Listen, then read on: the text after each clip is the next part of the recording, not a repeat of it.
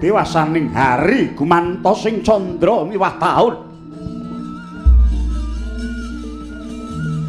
Ing Brangkilen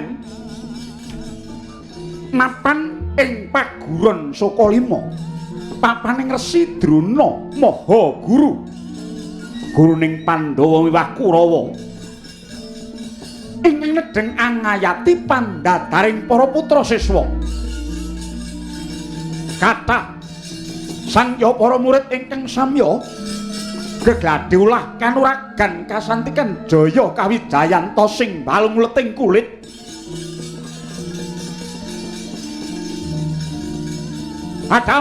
Dampyak sangya para sata Kurawa bawane sentosa dada bawane risang Bimasena mila datan lamama kalamun nanggung ger sinurak ambata rubah labet saking kadigdayane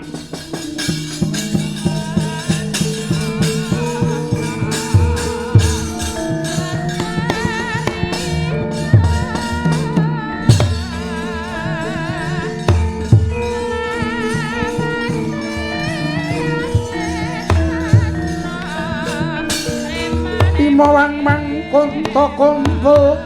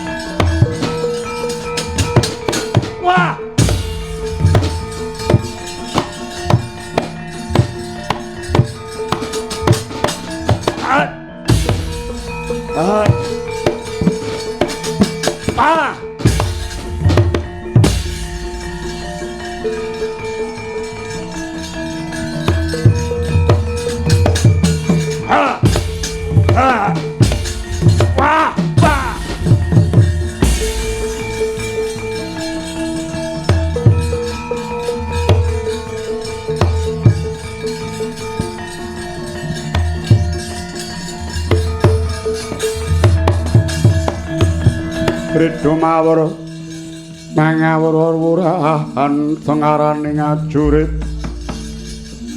gong meguru gongso tetek kaya butulo. Wah, aja semekehan kowe Bratasena. Apa abamu? Ngajak pirang dina ayo Kakang Suyudana tak ladeni. Adulah lungiting gada. Ora bakal mundur secangkah. Wah, sita tak pupuh gada remuk bubukku.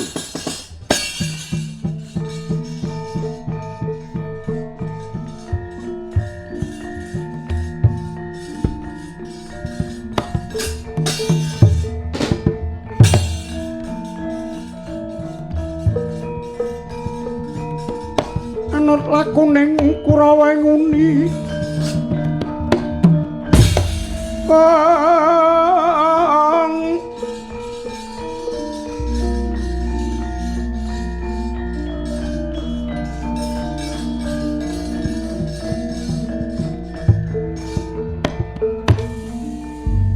Bratasena ana paran iki gadaku. Dawuh apa Guru Durna ora kena nyandak gegaman. Mbuh ora idep. Yen kowe wedi tak anggep kowe kasor kelawan kakangmu Kurupati. Ora wedi, gage tibakno ilang nyawamu. Hoi.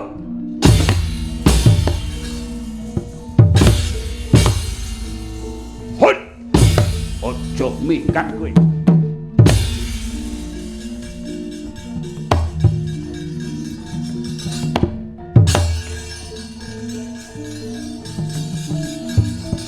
Hoi. Wah. What? Wah. Wah. What? Pecah sirahmu.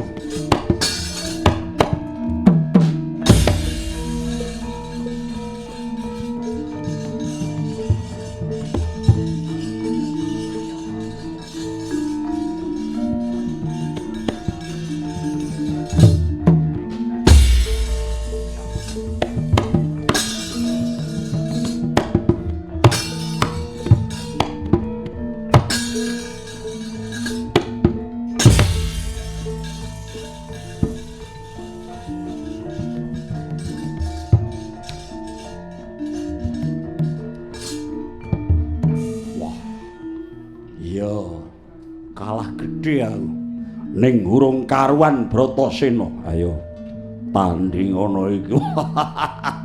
Awas.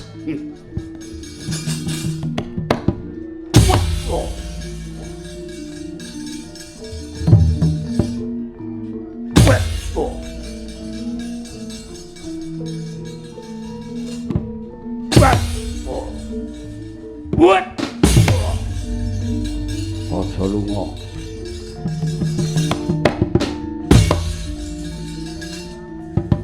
Wah!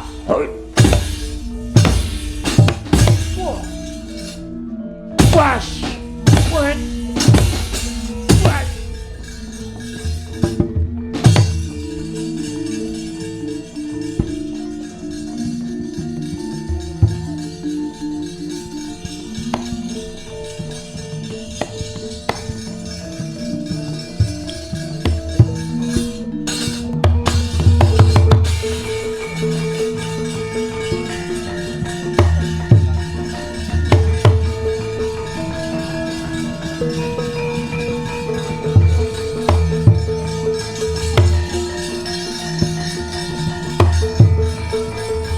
Pandita karya wangsit mindha kumbang ajabing tawang bong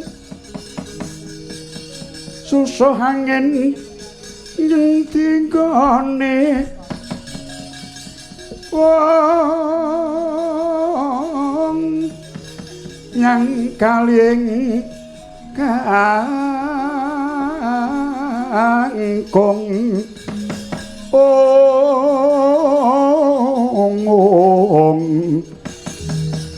yang kalih kangkung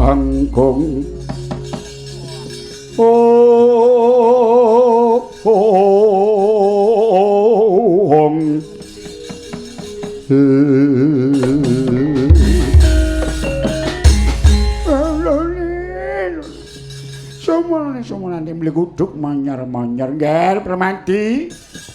Kula wonten pangandika ingkang ngadhawuh Bapa Guru. Iya ya nggih. Satemene pawitane wong meguru mono mung kudu gemi marang piwulanging guru. Inggih Bapa, kapindhone ngestokake dawuh guru banjur nyingkiri pepacuh ora bombong yen dialem ora serik yen dicacat lan ora iren meren marang sak pepadaning murid ya siswa. Inggih Panemban, ngaturaken gunging panuwun malah ciptaning manah kula daya-daya nyuwun dawuh paduka Bapa Guru mboten sanes kejawi namung tumanjaning panah utawi warastra. Kula nyuwun dawuh mbok inggih Bapa Guru Durna keparenga anedahaken perkawis menika nggih. Tumrap wong kang gegulang lungiting pangesti tegese wong kang kulina ulah batin keplasing cipta lepasing panah mono ora mung sabab saka penering nggone nginceng nganggo mripat lumrah. Ya mata walaka iki dudu kuwi nggih. Inggih. Nanging gumantung sing jenenge paningal batin utawa jatining permana. Inggih.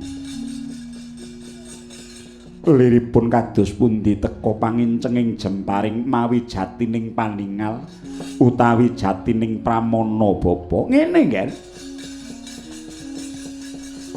Iki ngibarat Gendhewa kuwi gantenging pangestimu. Banjur kendho kencenging kendheng kuwi lakuning napas karo nupus nering panginceng kuwi golonging karep. Ondene lepasing panah kuwi kaya dene keclaping cipta. Lepasing ciptamu kuwi ya lakuning panah kuwi. Inggih Bapa Durna inggih. Menawi tetela mekaten kula sampun mangertos kantun tumanjaning anggen kula gegladi warastra kala wau. Mbok inggih paduka tumuntena titi mangsa mangke angestreni. Menawi saking agenging kalepatan ingkang kula tindakaken tumunten kula kabobotana pakaryan ingkang awrat kemawon Bapa. Iya. Mengko gumantung pun Bapa. Ning sing baku ya ngger wong urip ana ing alam padang ngono kejaba sawega lair batine kandel jaba jerone uga ngestokno wewangson tegese sapa sing wani ngungkuli kasucene wong suci 1000 kuwi lagi kena sinebut wong suci yaiku wong kang pantes disuyuti wong sak jagat kena disebut sejatining wong sing kena dipitaya lair lan batine. Inggih. Mula kasucen kuwi estinen. Kejujuran mengkono mau kantinen kawicaksanan nggonen nggih Permadi ngestaken dawuh mban.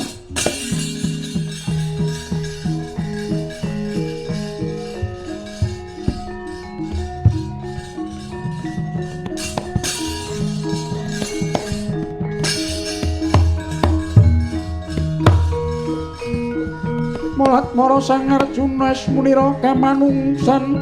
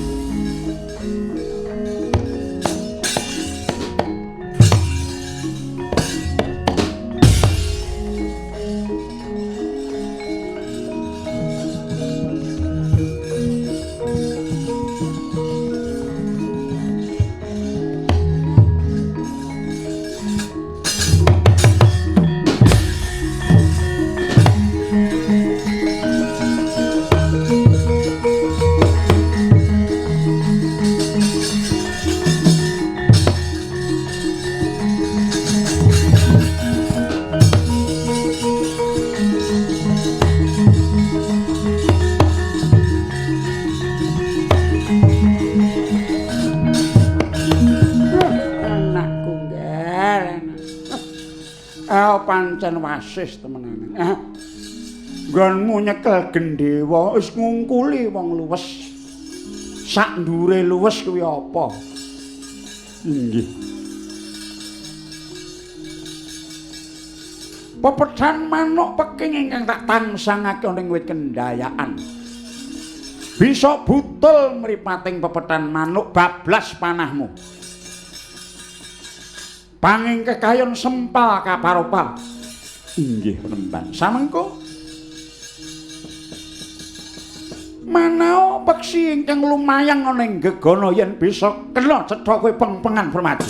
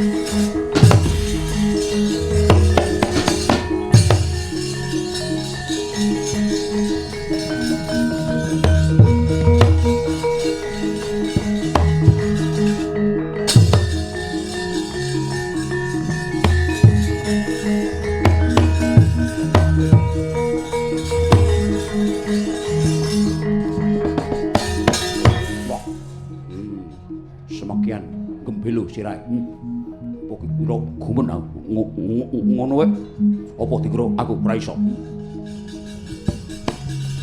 Kok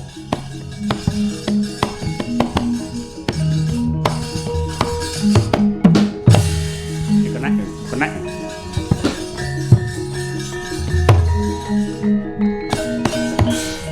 ya gue kok ora cicak. Yo, lagi. Yo, mesti kena.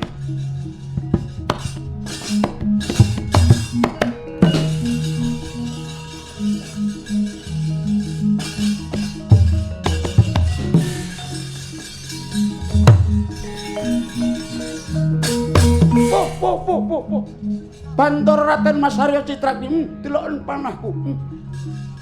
Semene iki gedene. Awas. Aja menika pepethan manuk tansah kene wit. Manuk mabur kowe Permati isa aku. Awas.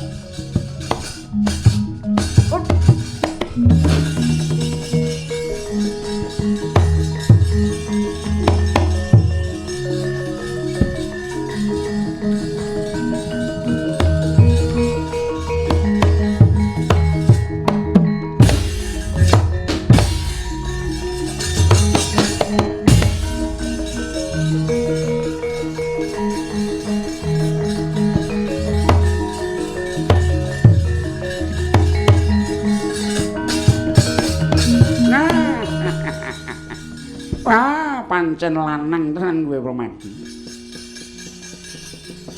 Merga saka bungah-buing pun bapake tampanana tak weni bebungah wujuding pusaka ya nggih.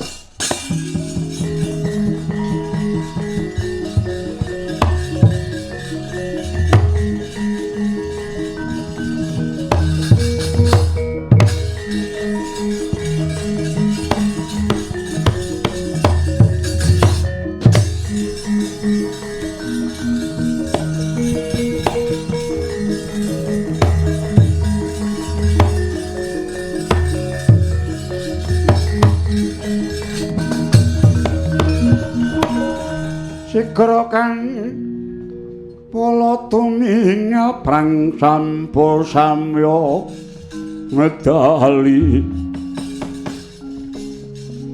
ler tapdet wileting kota Daiwanggung manguncang idi wadal wah rame gumuruh yen ngono cunduk tenan nggonku budal saka ing Petha Praya Gati budalku isih esuk umun-umun saka ing negara Petha Pralaya teka kene marem rasaku muningani gelaring para putra-putra Ngastina lan Pandhawa didadar katiasane dening Maha Guru Begawan Drona. Nanging rada ngungun rasaku lho ing ngatasé. Mung bisa jemparing pepetan manuk wae disuraki dialembana. Manah manuk mabur bisa kena ngono wae kok entuk bebungah pusaka biyo-biyo. Sing padha ngagung-agungake marang jeneng Panengah Pandhawa Permadi lan Permadi. Nganti kaya bisa mbedhahake kendangan kuping biyo. Lha apa ya besok kuwi negara Ngastina mung dicekel karo wong-wong sing kaya ngono kuwi. Aku minangka kawula negara Ngastina ingkang kebawah keprintah dening panguwasa negara Ngastina, aku ora trima yen to besok ingkang dadi panuntun lan pengayoming para kawula sak negara iki semene jembare kuwi mung wong-wong sing duweni kasekten kaya ngono, dianggep wong-wong sing wis pilihan, wong-wong sing pinilih, dianggep wong-wong peng-pengan. Aku ora trima.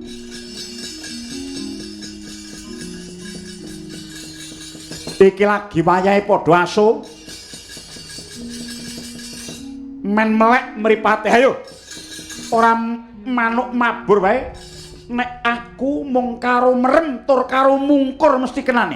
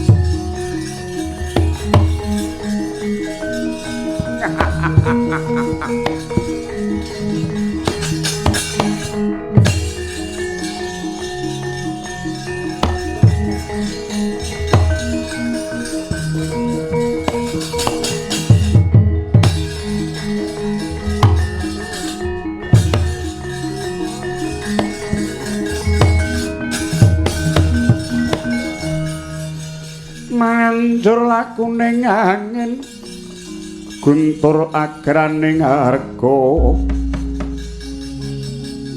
gura-gur nita kagiri-giri horeg bumi prakempita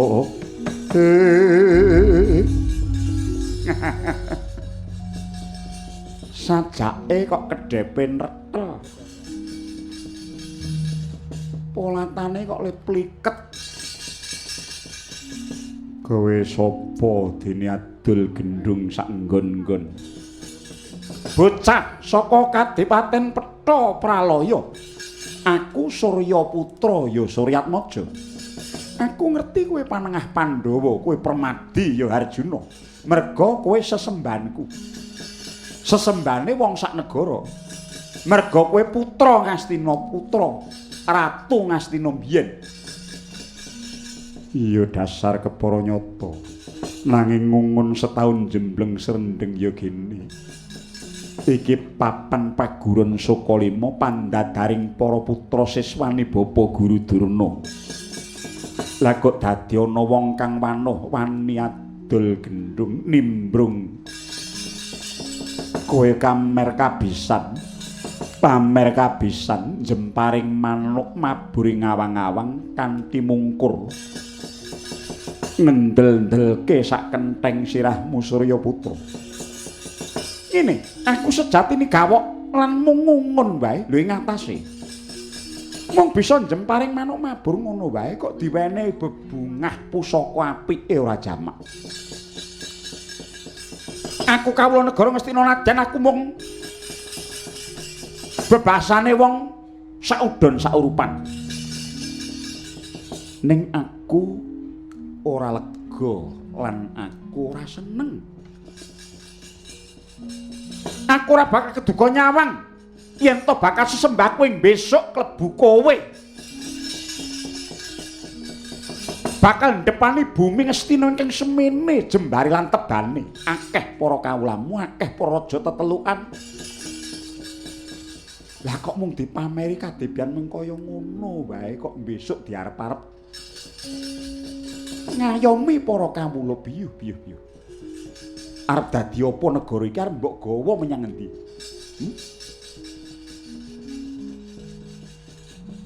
Wewusmu kok ngatelke talingaku.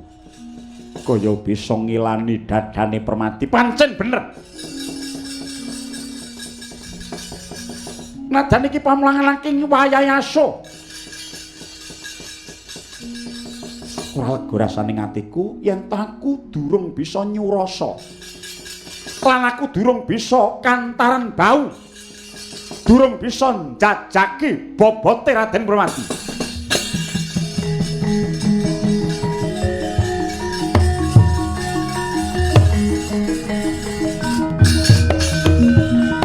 Panuksmaning jajalana dudu karepe Dewi Suryaputra. Ana apa? Yen pancen kaya mengkono ucapmu aku ora bakal wegah nandingi kridhamu. Ayo tangkep jojo kantaran bau. Ora bakal tinggal glanggang colong playu. Lah, iki sing tak jaluk Permati.